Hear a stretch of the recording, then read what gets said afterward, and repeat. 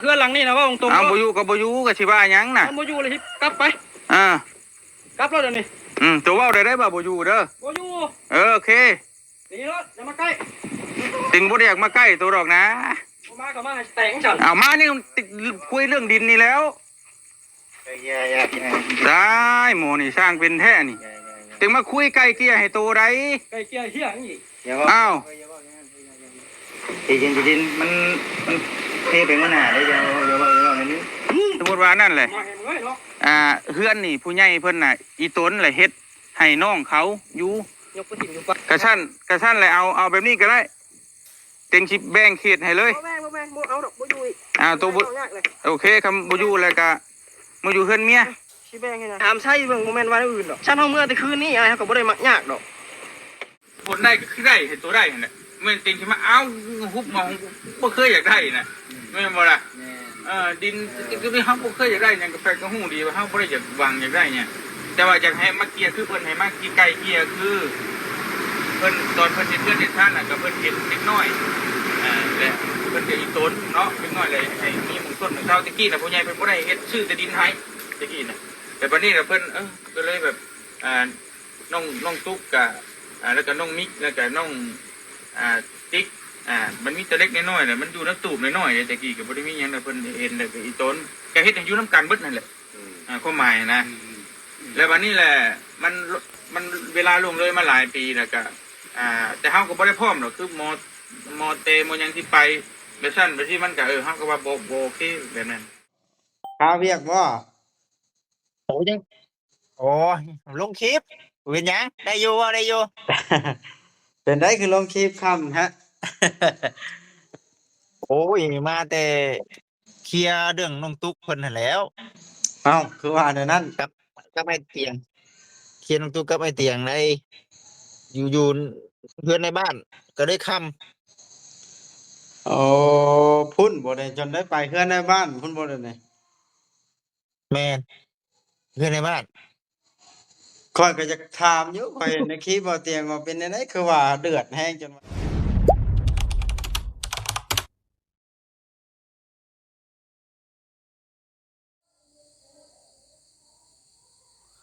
พี่น้องเอ้ยสบายดีพ่อแม่พี่น้อง FC เบิดสุขุสุคนเบิดสมองสุบอนพี่น้องเอ้ยเปิดภาพขึ้นมานี่ก็โอ้พี่น้องเอ้ยเสียความรู้สึกหลีนี่ถ้าเป็นแบบนี้พี่น้องเอ้ยโอ้โหว่าเกิดยังขึ้นพี่น้องเอ้ยเบาไล่หรือว่าไซบอกข่อยกับบ่จื้อเขาบ่ไซ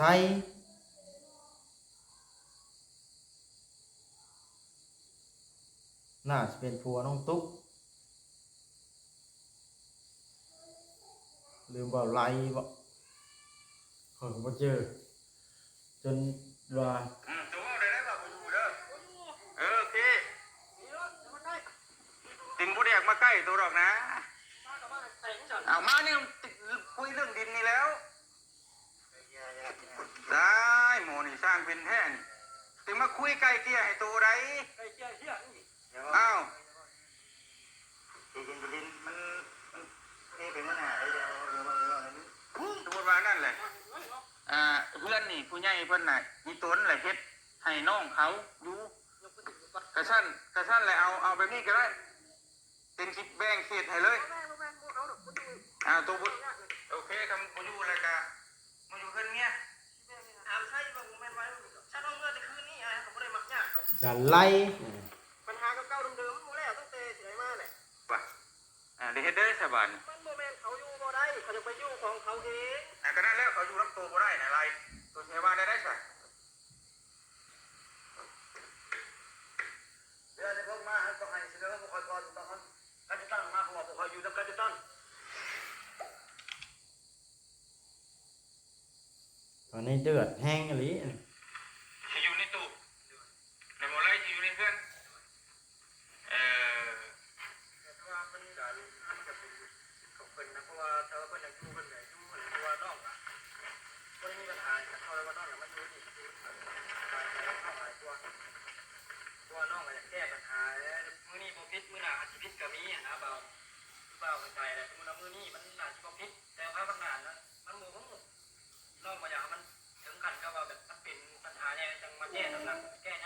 ก็เข้าใจแต่ว่าเพื่อนหลังนี่น่ะเพิ่นเฮ็ดให้เมียโตฮู้บ่โดยน้องเข้าใจแต่ว่าคือน้องว่าตัดปัญหาว่านี่ก็แบบนี้มันก็สิง่ายอยู่น้องบ่อยากเกิดปัญหากันบ่อยากให้น้องมีปัญหากันนะเพราะว่าตอนที่มันยังบ่มีปัญหาเนาะบ่อยากให้มันเกิดให้มันดีขึ้นนะแต่ถ้าว่ามันได้ปัญหาแล้วจะมาแก้หลังมันสิยากปัญหาแบบไหนมันคือความหมายตัวเรื่องนี้ปัญหาตัวไหนเป็นเรื่องหลังเดียวแล้วมันจะมีการแข่งกันเป้าอะไรแต่ว่านอกจากเกิดน้ำตัวไอ้นอกจากแล้วการไม่ตัวมันแก้ ตามที่พังนี่เหตุผลของบ่าวไส้น้องบ่าวไล่นะเพิ่นอยากหนีเอง เพราะว่าบ่อยากให้อ้ายเสียใจ ตามที่พังเบิ่งนี่ตามที่เบิ่งนี่แบบว่าอยากหนีออกมาจากตู้เพราะว่าย่านมันผิดกันภายพังนะเพราะว่าคันสิอยู่แล้วแม่นอ้ายได้หนีคันบ่เตียงบัดว่าอยากให้น้องตุ๊กอยู่เพราะว่าเขาเจ้าเฮ็ดให้น้องตุ๊กเพื่อนผู้ใหญ่เพิ่นตามที่เบิ่งภาพในคลิปนะพี่น้อง แก้บ่ทันนะแต่มื้อนี้บ่ผิดมื้อหน้ามันสิมีก็มี นั่นเด้ รวมกันหลายคนมันก็ตัดปัญหาไว้ก่อนมันสิง่ายตัดปัญหาแล้วบัดนี้เพื่อนหลังนั้นเฮ็ดแบบไรคือเพิ่นเฮ็ดให้เมียลูกได้จังไงเพิ่นก็อยู่พอแบบ บ่จิตก็สิอยู่ในเหตุการณ์นี่ตามที่เบิ่งนี่ มีหยังแบบเป็นชิ้นเป็นอันแล้วนะว่าง่ายๆจะมีหยังเป็นกอบเป็น สิโทรหาบ่จิตก่อนพี่น้องว่าเพิ่นสิว่างคุยบ่เห็นเพิ่นอยู่ในคลิปอยู่ในเหตุการณ์อยู่โอ้ยโอ้ยเจ็บแขนเอาบ่จิตก่อนพี่น้องเอ้ย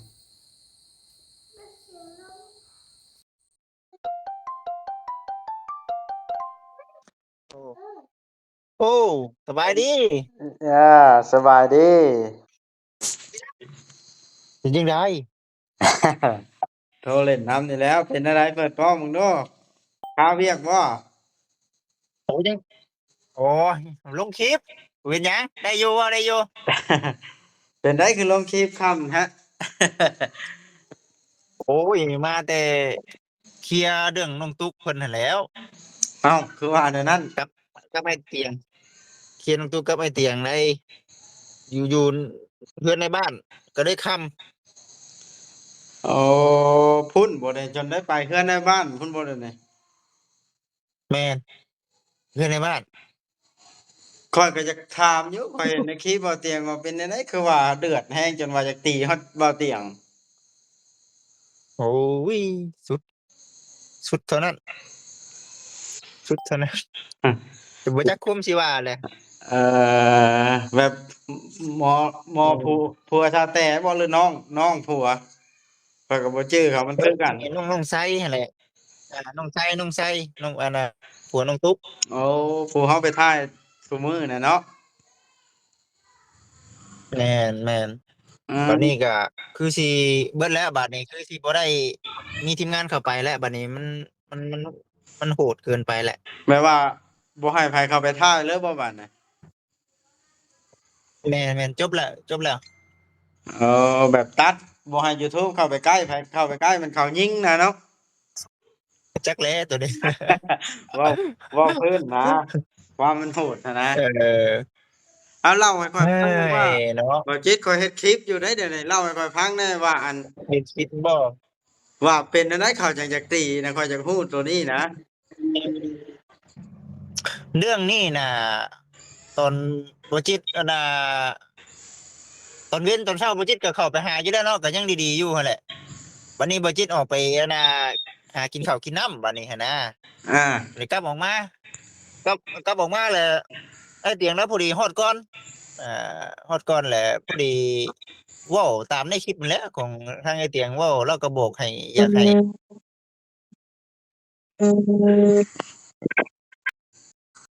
แต่ว่าเฮาก็บ่จักเนาะว่าเขาคิดแนวใดหันนะแต่ว่าทางไอ้เตียงแล้วก็เว้าอยากให้อันน่ะถูกต้องกันหั้นแหละ และสรุป ตัว แล้ว นี้ นะ นะ เรื่องดินเรื่องดอนน่ะไผเป็นผู้อยู่บ้านน่ะเอาเรื่องย่อเข้ามาเลยซะมันจังไว้ อ๋อล่าสุดวัง วังเล่งนี่คืออันน่ะทางบ้านเพิ่นน่ะบอกว่าให้น้องไดกับเมียนี่ไปอยู่เฮือนอันนั้นก่อนเฮือนเมียของน้องไดก่อนโอ้เพิ่นเมียใหม่เพิ่นน่ะเนาะเออแต่ว่าแม่นส่วนในเรื่องดินนี่ก็อ่ทั้งไอ้เตียงแล้วก็ผู้ใหญ่เนาะใจเย็นไว้ก่อนเพราะว่าเด็กน้อยตอบกำลังใจร้อนหั่นนะเราเลยบ่อันน่ะว่าเพราะว่าทั้งครอบครัวเขาเจ้าเขาบ่เอาแล้วหั่นนะทั้งอันน่ะน้องตุกน้องไล่ก็ได้น้องไส้ก็เขาเจ้าบ่เอาแล้วหั่นนะ โอ้แสดงว่าพ่อน้องใช้แล้วก็บ่อยังรับบ่ได้น่ะแม่นคือก็สิบ่อยากเอานะเพราะทั้งครอบครัวเขาเจ้าน่ะคิดว่ามันอ่ามันอุกอังใจนะเอามันกดแม่น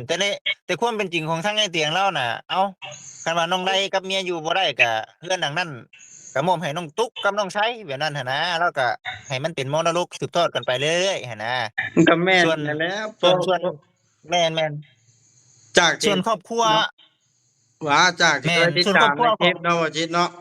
หลังๆแล้วเขาเจ้าแม่นผู้ใหญ่เพิ่นก็ช่วยเด็กน้อยนางแต่นางตุ๊กนางติ๊กนางกระตักไปนั่นแหล้วจุดประสงค์ของแม่นเพิ่นแต่ต้นน่ะนะ แม่นนั่นแหละจังว่าก็เลยอ้าวเป็นไปแนวนี้เว้ย ข้อยละได้เห็นในคลิปโอ้ตกใจเบิดว่าเผ็ดแฮงแท้เอว่าไปอใครแน่เจ้าโอ้เข้าไปอยู่ห้ามนะข้อยเห็นในคลิปโอ้โอ้ว่าจิตก็ยังอก็ยู่เนาะว่ะโอ้ยังดีได้ที่เขาทันนะเฮากับโบจักอะนะว่าตอนคนกำลังอารมณ์ร้อนเนาะเฮากับบ่ฮู้ว่าเขาสิเป็นแนวใดเนาะเอตอนอนั้นหันนะแต่ว่าเรื่องแต่ดินน่ะในความเป็นจริงน่ะแม่นแต่ในความเป็นจริงน่ะคือบ้านหลังนั้นก็อ่าต้องเป็นน้องตุ๊กกับน้องไสนั่นแหละให้อยู่น่ะแต่ว่าเขาเจ้าบัดบ่อยากอยู่หันนะฟังในคลิปน่ะน้องชัยน่ะบ่อยากให้ผิดกันบ่อยากย้านตัวเองผิดกันกับอ้ายตามเบิ่งในคลิปน่ะเนาะเออแม่นตามที่ข้อยเบิ่งแต่ว่า นะแม่นถึงสิย้านส่ำใดก็ย้านแต่ผู้หลักผู้ใหญ่เพิ่นให้น้องตุ๊กหั้นนะให้น้องตุ๊กก็น้องตุ๊กไล่ก็ส่ำน้องชายไร่หั้นแหละหั้นนะเออแม่นอันนี้คือจุดประสงค์ของทางไอ้เตียงหั้นนะอันนี้จากที่ไปอยู่ในสถานการณ์มื้อนี้เนาะผมชดๆหวานๆนี้เนาะบ่ถึงขั้นว่านี้ดอกโอ้แสสดๆดงว่าหวานๆเลยยังบ่ได้กลับเฮือนบ่นี่ยังถ้าลงคลิปอยู่เซเว่นนี่แกงแฮ้นได้บ่ บ่เซเว่นอยู่เซโนนี่แหละโอ้เพราะว่าทั้งสิเอาคลิปตัวน่ะทั้งไอ้เตียงกับบ่จิตไปเฮือนในบ้านไปนำกันหั้นแหละมาค่อยเป็นไอ้นี่นะ เอ้ามาก็จนไอ โอ้เอแสดองว่าเมียบ่ให้แล้วสักคันว่าเมียไปนำใช้เมียนะว่าเมียอยู่นำนะข่อยนะ ใครอยู่ซะนะ เรื่องแม่ก็ได้ บ่เอให้แล้วจ้ะ อมาคำบ่เป็นหยังมื้อนี้เมียมานำมื้อนี้เอไปกับเมีย2คนเลยแม่นที่แรกก็ว่าสิซื้อข่อยซื้อข้าวเปียกไปให้เนี่ยลืมเลยข่อยก็ได้ว่าสิให้น้องตุ๊กกินอื่นเบิดแล้วเรื่องมันเดือดแล้วลืมเลย แม่นเขาเจ้าคือสิบ่อยากกินแล้วข่อยเบิ่งครั้งแล้วว่ะ โอ้ยลำบากใจแต่ว่ามื้อเออื่นนี่อว่าสิเข้าไปหาเพิ่นนี่เข้าไปบ่ได้เนาะมื้ออื่นนี่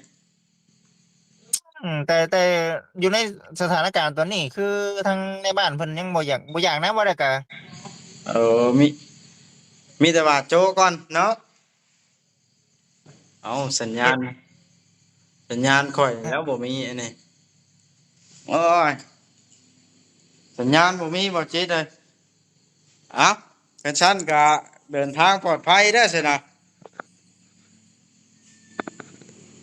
เพิ่นค่อยปิดเน็ตเปิดใหม่กันมันเป็นอะไรอันนี้เอ้าก็เฮาบ่จักคนสิว่าแบบนี้อ้าวมันยังระบาดสัญญาณบ่มีย่างหาสัญญาณอยู่นี่เออโอ้ก็ยสรุปแล้วก็บ้านหลังนั้นน่ะไอ้เตียงเรายังใจเย็นอยู่ อ๋อยังเบิ่งก่อนเนาะอาเรายังใจเย็นอยู่แต่ว่าจากจากตอนนี้น่ะคือทั้งพ่อกับแม่หรือว่าทั้งครอบครัวน้องๆเพิ่นน่ะบ่อยากได้แล้วหั้นนะ อ่า เอาชนะโอเคบ่จิตเดิ ตั น วนี้ ทางปลอดภัย เรื่ เล อง ย รา เจ้าว มัน นะ นะ มีหยังแล้วจังไปลิ้นน้ำกันแต่เฮานะ เลิกแล้วคำเจ้าขี่รถได้ เออและ โอเค โอโอเค ใจได้ ท่านนี้ก็จึงมาแล้วทางนั้นก็สู้ๆเด้อเป็นจังได๋ใครแน่แล้วบ่ใครแน่แล้วบ่ ทางจิตใจก็เริ่มคลายแน่แล้วคอย อ๋อ ก็ได้เริ่มไปมาได้แน่แล้ว เออ นักเนาะ เออ พยายามมัน สู้ ต้อง ๆแล้ว สู้ เป็นกำลังใจให้แล้วหมู่เพื่อนเอ้ยเด้อ โดย เป็นกำลัง ขอบใจ ให้ หลาย สู้ ๆเอาโอเคเถอะขอบใจหลายๆบ๊ายบา ๆ ย โอเค มีหยังก็จังว่ากันเนาะ โดย โอ มี เค หยังจัง โอเค ไป โอ ลิ้น เค น้ำกัน บ๊ายบาย โอเคขอบใจหลายๆ โดย